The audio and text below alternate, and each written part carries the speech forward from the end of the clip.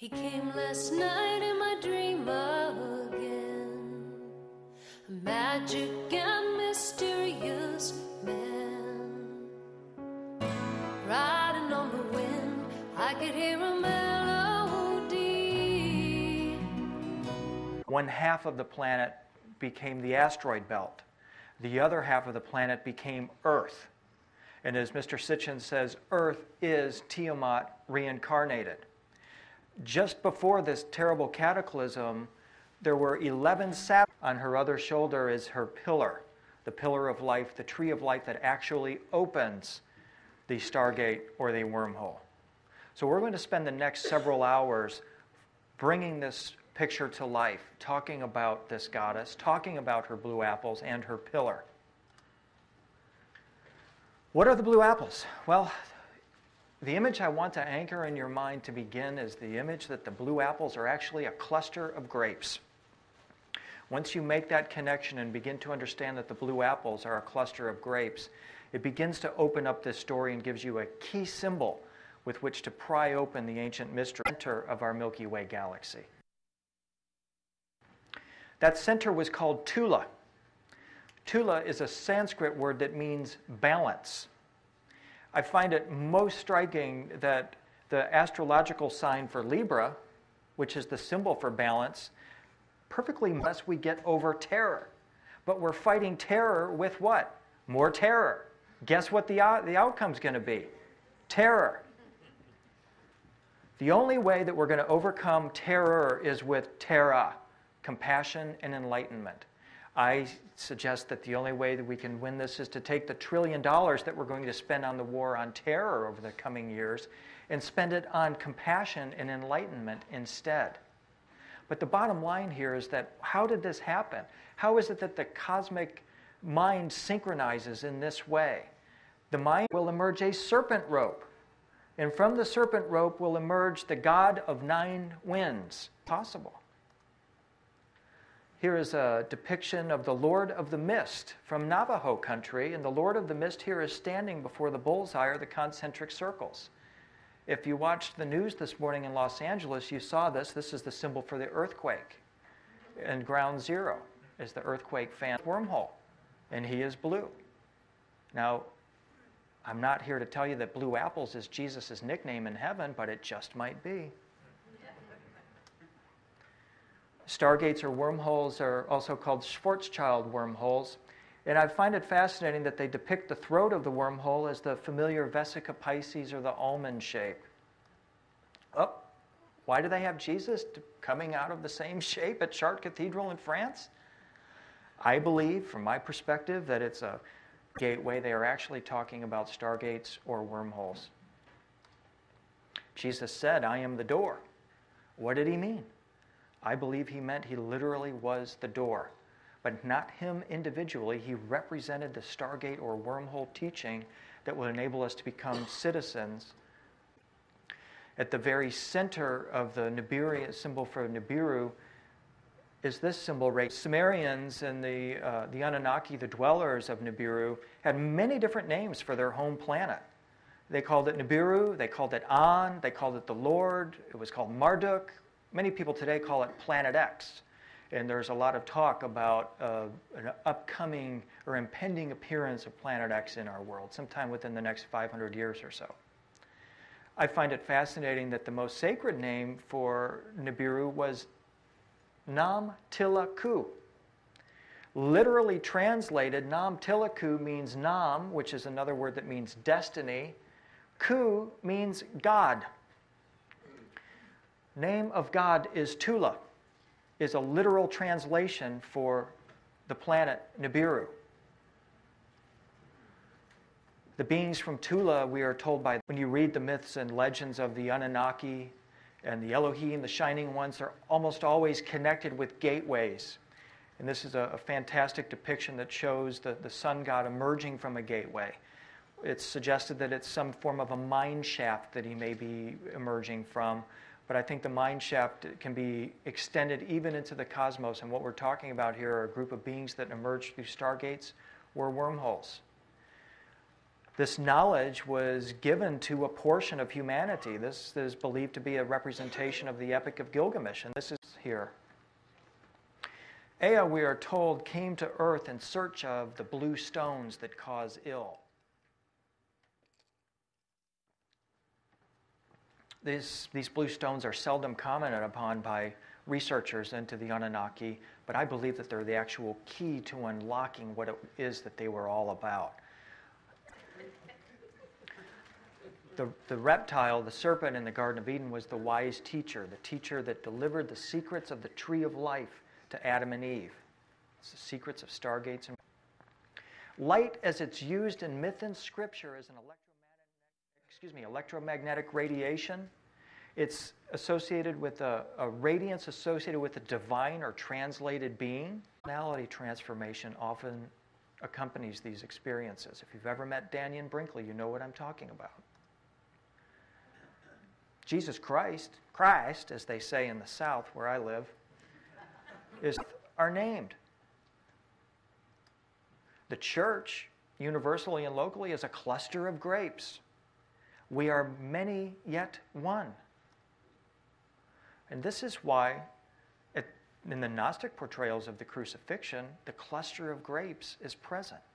And what I'm going to submit to you is that this is no ordinary cluster of grapes. I mean, I have literally been on radio interviews and done presentations where people say, nope, it's just a cluster of grapes. Well, that's fine. We've ended up way out here on the Orion arm of our galaxy. Our quest, which is that of the quest of such figures as Osiris, who fed off the cluster of grapes, and other saviors, is to the Anunnaki, the homeworld, the planet Nibiru. It may actually be the Grail. The reason I say that is William Sinclair was a pretty clever guy. After they had spent many years building Rosslyn Chapel, he came in and he had this installed at the very center of the chapel. It's an arrow pointing down. Now, if you read books like The Hiram Key by Chris Knight, Bob Lomas, they say that when you go into Rosslyn Chapel and you're there in the center, here's this this arrow pointing down. And what it points to is an X marks the spot location. You dig up the slabs of the floor there, you're going to find the scrolls of the Nazarene, the lost teachings of Jesus. You might find the Ark of the Covenant. And they're right now trying to get a license so that they can dig that place up. Well, I had an opportunity to talk with Bob Knight, or Chris Knight, and Bob Lomas in London one time a few years ago, and I went up to him and I said, hey, what do you make about the cluster of grapes at the tip of that arrow? And the response was, what cluster of grapes? That cluster of grapes right there. Right down there at the very tip of the arrow is a cluster of grapes. And the question is, why did William Sinclair put the cluster of grapes up a cluster of grapes? Alexander takes that cluster of grapes, comes back down the ladder, and starts feeding his troops. Each time one member of his troops grabs a grape, another one replaces it instantly. Wow. What kind of secret is that? Ultimately, Alexander prized those cluster of grapes up until that the Hubble Space Telescope can see. And by the way, the Hubble is such a fascinating aspect of our current search for the secrets of God, because when you break down the word Hubble, you end up with HU, which means God, and the element really powerful science and technology that can transform the human being in an instant. She's actually modeled after the goddess Mari, or Ishtara, as she's also called. It is sapphire in the ancient texts, but it may actually mean holy blood. And there is something in the holy blood. Now, there's a little bit of a trap that people follow into, because if he called these beings the Ari or the Ili, the Illumined ones, this sounds like some kind of master race theory. But that's totally incorrect in my opinion, because I believe that when they're referring to the original Ari or Aryan race, they're not talking about a single bloodline. They're talking who is Eve, also known as Ninharzag, Isis, Hathor, Mari, Mary, the goddess of love, the goddess of Amor, the goddess of the light. Hathor in Egypt was the daughter of Re, the light, the sun god, and it was at times known as the Lady of the Sycamore. Her hieroglyph contains the letter G right here, which the Egyptians tell us means shelter or rope. And again, when we take this symbol to our Mayan elders and ask them for illumination, they say, oh yeah, that actually means galaxy. So the lion people, once again, are the people of the galaxy. The rope is the serpent rope, the wormhole. G, according to the Mayans, means love. You know, when you go, oh, G. Jason, Jesus, all those names are the exact same. This is Adam, Eve, and the serpent. This is Ea, Ninharzag, and the serpent. This is Jesus, Mary Magdalene, and the serpent. Now, when you recognize what that symbol is, you find it everywhere. You find Apollo, the sun god, up here at the central sun. Here comes a serpent rope, and down here at the very bottom, the serpent rope splits into 3 heads. This is a Cathar watermark. It's a Cathar representation of the cross of Christ. Has at its base an ox with a pillar with a serpent wound around it. The serpent is spitting out 3 circles. It's also called the dead head, these 3 circles are. This is an alchemical symbol. The Buddhists are very familiar with the cluster of grapes, the blue apples. They call them the 3 jewels of Buddhism. Anyone can achieve enlightenment by following Buddha's 8-fold path and by seeking refuge in the 3 jewels. By seeking refuge in the blue apples. Find those blue apples, buddy, and you're enlightened. A moment ago, I mentioned the word deadhead. I'm not talking about followers of the Grateful Dead. I'm talking about the tet that is on the back of the Shigura helmet right here. This is the tet that connects her with the pillar. The tet is well known in the iconography of Hathor, where we see the tet pillars upholding the serpent in the jar. No kidding. This is the symbol for the hidden power, Amun, which is a serpent in a jar. Trail.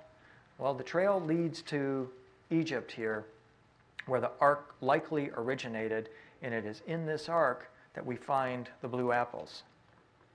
What happens is that this pillar right here will be put on top of the ark, and now we have the full-blown actual ark of the pillar to bring it to life. See, there's just very few representations of this pillar. Most of them have been destroyed.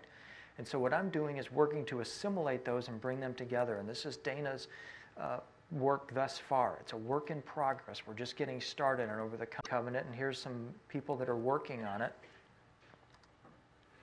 A closer view of the actual ark. It looks sort of like an oil rig. And in fact, that's quite intentional. But once you realize that the ark is in this region of our body, the solar plexus, and the 2 tablets are our kidneys, and that there's a pillar attachment to it, now all of a sudden you're climbing on up the tree of life. When you put that pillar on, that's a penal code that Enlil has brought forward to say what he will and will not put up with from you crappy slaves.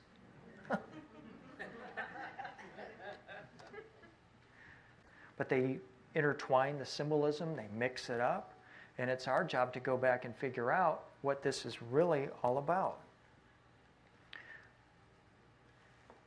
Another depiction of the same pillar with the head, Babylon, by a king named Nebuchadnezzar, and it was called the golden image of the beast.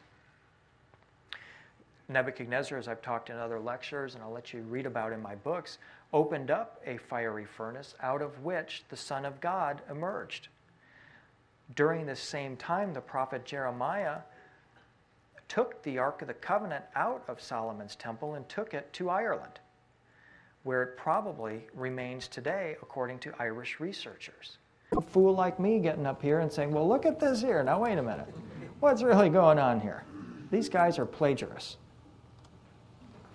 I find it kind of just interesting.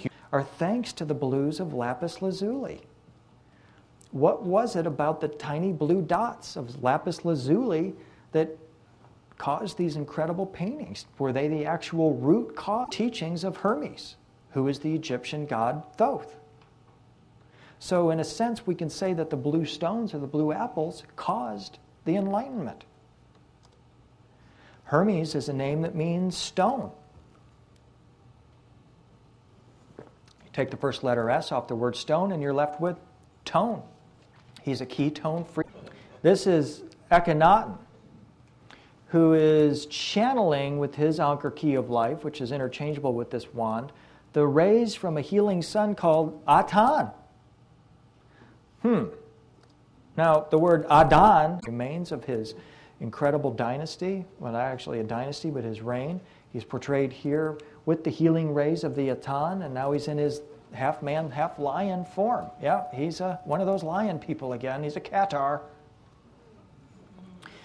Sigmund Freud says that Akhenaten is actually blue apples. So, in a kind of a strange way, we can say that it was actually Akhenaten that possessed the secrets of the blue stones or the blue apples.